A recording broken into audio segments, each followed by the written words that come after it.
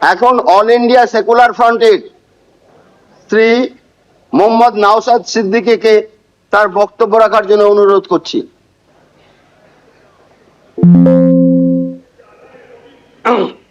ধন্যবাদ speaker sir. তাপসদা, আপনাকে all India secular front পার্টির পক্ষ থেকে স্বাগত জানাচ্ছি স্পিকার নির্বাচিত হওয়ার জন্য।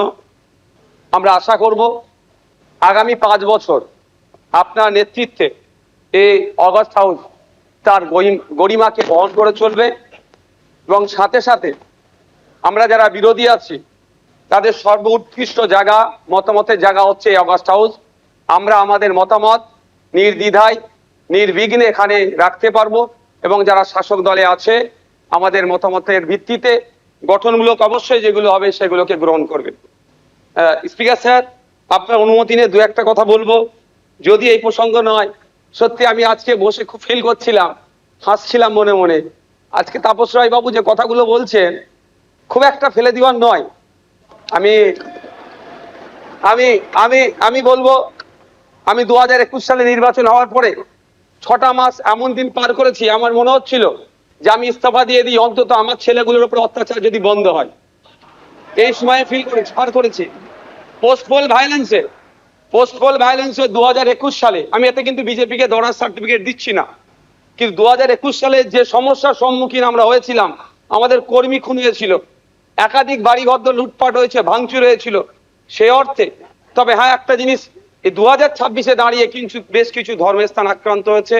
মাননীয় মুখ্যমন্ত্রী মহাশয়কে এবং বিজেপি যারা আছে তাদেরকে বলবো সেইগুলো আপনারা লক্ষ্য রাখবেন, সেগুলো লক্ষ্য রাখবেন। আজকে এই হাউসে যে কথা চালাচালি হচ্ছে, আমি বসে বসে ফিল করছিলাম সময় গিয়েছে আমাদের বক্তব্য, বিরোধীদের বক্তব্য শাসকের পছন্দ হয়নি, চিৎকার করে বন্ধ করে দেওয়া হয়েছে। এই হাউসেও কিন্তু 21 থেকে 26 আমরা দেখেছি। আমরা আশা করব ওই দিনটা আসবে না। আমরা বিরোধী যারা আছি গঠনমূলক প্রস্তাব রাখবো, শাসক দল যারা আছেন তারা গ্রহণ করবেন। মাননীয় মুখ্যমন্ত্রী মহাশয় একটা কথা বললেন, খুবই ভালো লাগলো। আমরা যারা একাধিকবার বিভিন্ন দপ্তরে লেটার করেছি, ন্যূনতম রেকগনাইজ আমাদের লেটারকে করা হয়নি, ইনক্লুডিং চিফ মিনিস্টারের কাছে।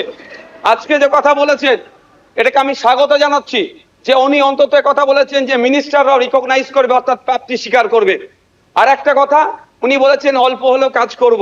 আমরা বিরোধী, আমরা পজিটিভ কথা বলবো, রাজ্যের স্বার্থে বলবো, রাজ্যের জনগণের স্বার্থে বলবো। অহেতুক বিরোধিতা করার জন্য বিরোধিতা আমরা করব না।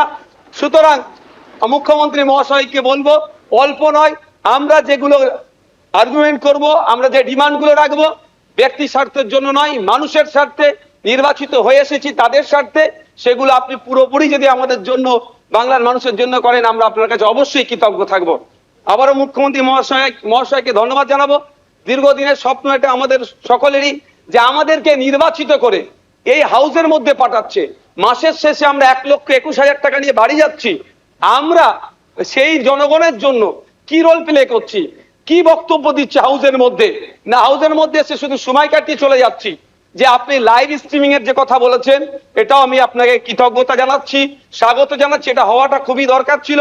বাংলার মানুষ অন্তত আগামী নির্বাচনগুলোতে তাদের জনপ্রতিনিধি হিসাবে কাদেরকে চুজ করবে, কেমন মানুষকে পাঠানো দরকার, তারা যেখানে বাংলার আইন তৈরি হচ্ছে আগামী 5 বছর বাংলার শিক্ষা, স্বাস্থ্য, কর্মসংস্থান থেকে শুরু করে কৃষকের রুজি রুটির প্রশ্নে, প্যারা টিচার থেকে শুরু করে বিভিন্ন ক্ষেত্রে সমকাজের সমবেতন নিয়ে, এক কথায় আগামী 5 বছর বাংলা কিভাবে চলবে, বাংলার মানুষের স্বার্থে কি আইন তৈরি হচ্ছে, আইন পজিটিভ, একটু ছোট করুন। বিরোধী স্যার, শেষ করবো। বিরোধী হলেও স্যার একটা দিন সুযোগ পাচ্ছি বলার, এরপর তো টাইম মেনটেন করে দেবেন। তো স্যার সেই জায়গাগুলো লাইভ যেটা আছে সেটা আমি স্বাগত জানাচ্ছি। আমি আবারও আপনাকে ধন্যবাদ জানিয়ে বলবো, বহুদলীয় যে গণতন্ত্র আছে সেটার পূর্ণ মর্যাদা দিয়ে আমাদের মতো ছোট্ট যারা বিরোধী আছি তাদেরকে পরিসর দেবেন। ধন্যবাদ স্যার। এবিপি আনন্দ, এগিয়ে থাকে, এগিয়ে রাখে।